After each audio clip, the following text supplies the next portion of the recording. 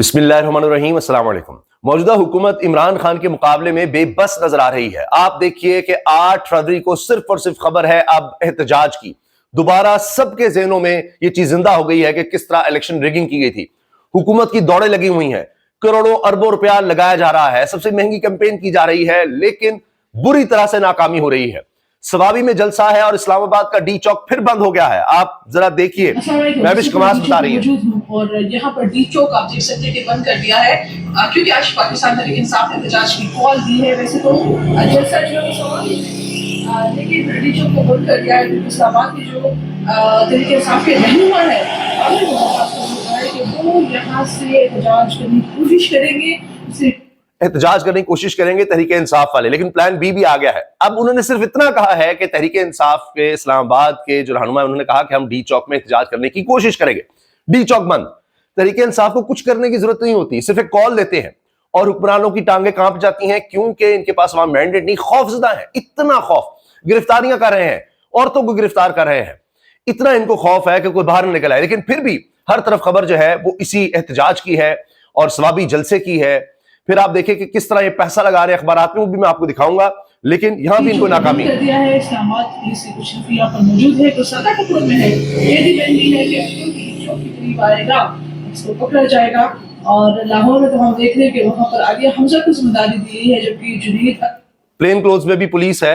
अब ये किस तरह से जायज है कि पुलिस वाला बगैर वर्दी के हो कि जी कोई भी करीब आएगा डी चौक के उसको गिरफ्तार कर लिया जाएगा। यहां तक है कि जो गिरफ्तार हो रहे हैं नामालूम मकाम पर ले जा रहे हैं, जो है वो सवाबी में जलसा कर रहे हैं। लेकिन इस्लामाबाद में क्या सूरत हाल होगी ये तो बाद में देखा जाएगा जब जलसा शुरू हो गया, एहतजाज शुरू होगा। लेकिन डी चौक इस वक्त जो है वो जब जलसा शुरू होगा बात की बात है, डी चौक जो है उसको अलबत्ता बंद कर दिया गया है। इमरान खान के खत का दूसरा हिस्सा आ गया जी, और इसने भी थरथली मचाई है। पहले खत के ही अभी खत के आफ्टर शॉक्स नहीं रुके थे, दूसरा खत भी आ गया है।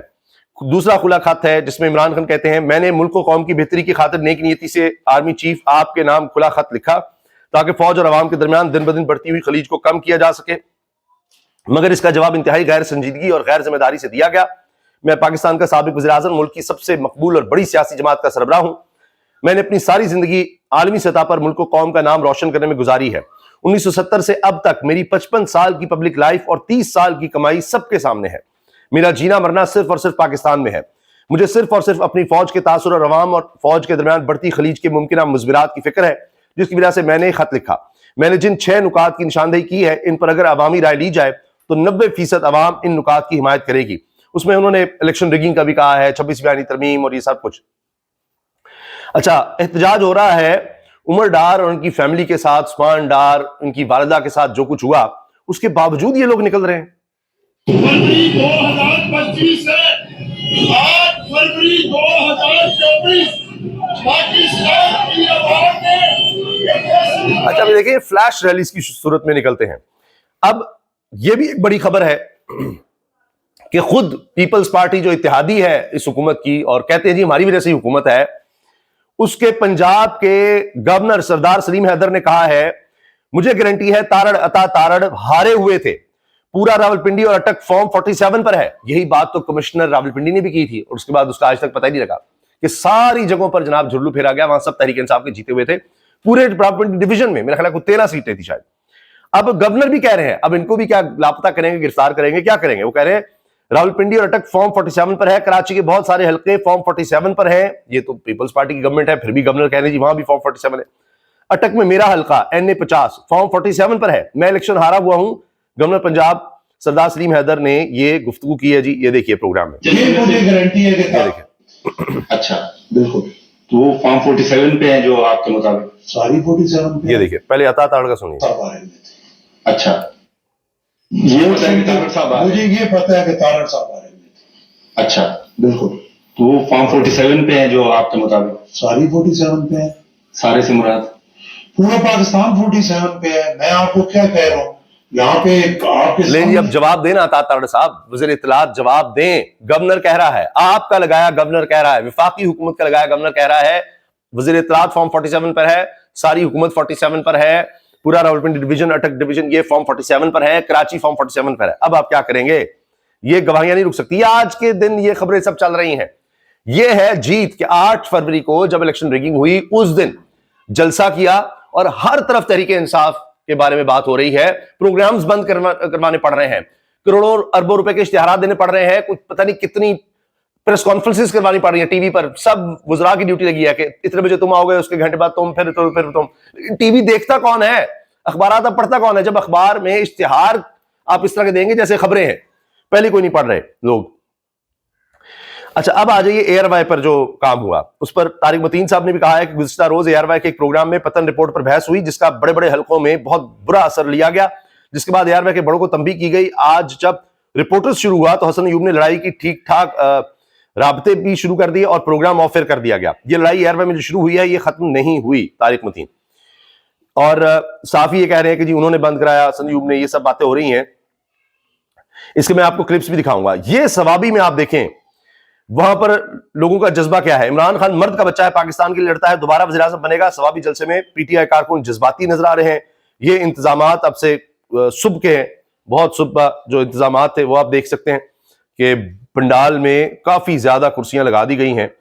और ये देखिए जज्बात, एक दफा फिर आएगा, इसके बाद जाएगा कोई भी शरत, क्योंकि इमरान खान पाकिस्तान है, पाकिस्तान के लिए लड़ता है, सारे दुनिया में मुसलमानों के लिए लड़ता है।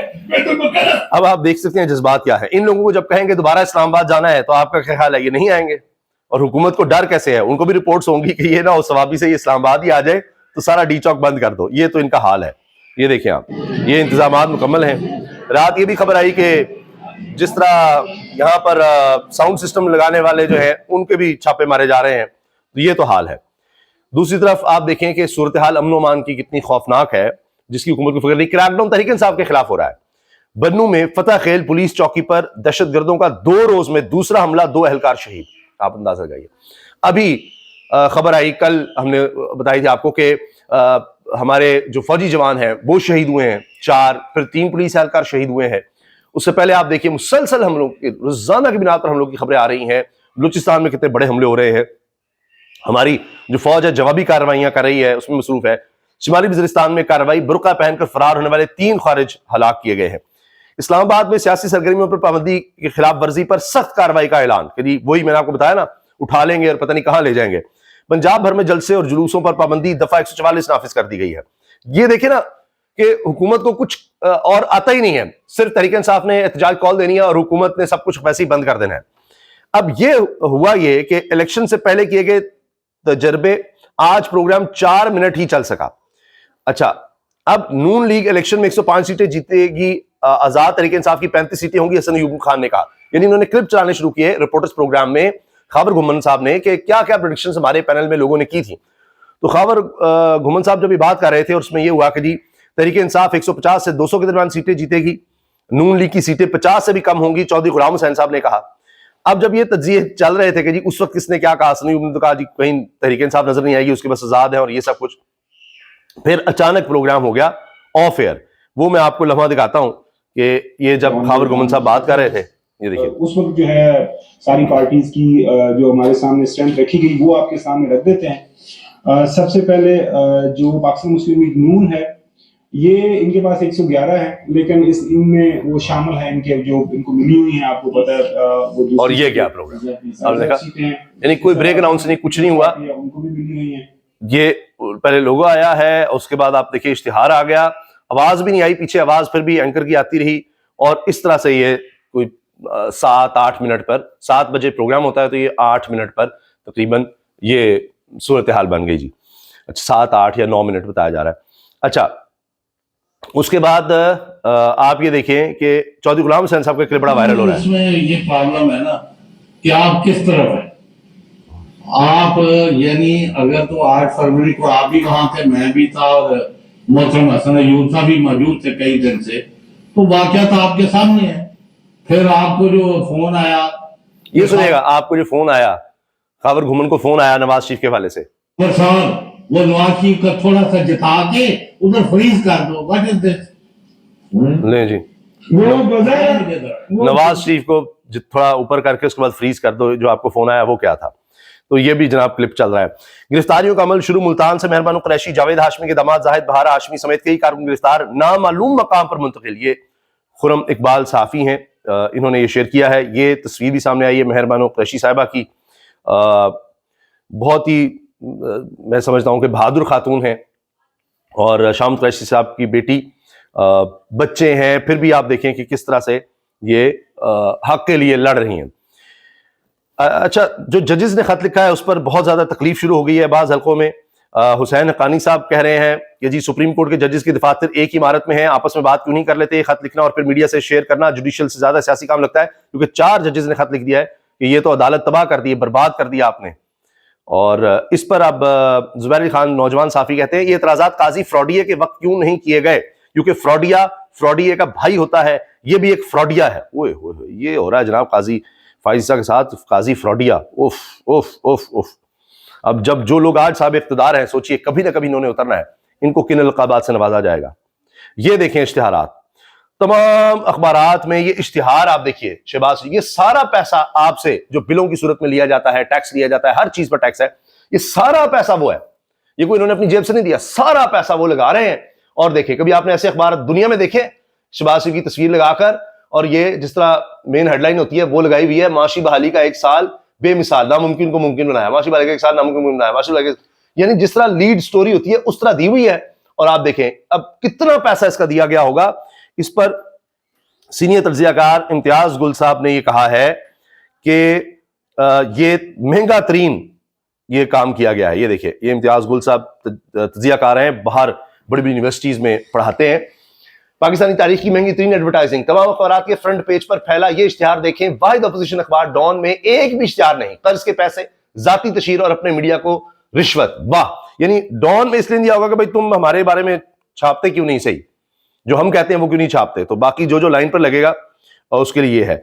अब प्रेस कॉन्फ्रेंस का मकसद क्या है कि सारे वुज़रा की प्रेस कॉन्फ्रेंस दिखाओ कि वजह यह है कि कोई तहरीक इंसाफ का बयानी ना बन सके, उनके जलसे को कोई ना दिखा सके, कुछ ना हो। भाई ये सोशल डिजिटल मीडिया का दौर है, इसीलिए इलेक्ट्रॉनिक मीडिया, प्रिंट मीडिया बर्बाद कर दिया, खत्म कर दिया। इतना खौफनाक है, मीडिया को बर्बाद कर दिया गया जिस तरह आप अदलिया के साथ कर रहे हैं।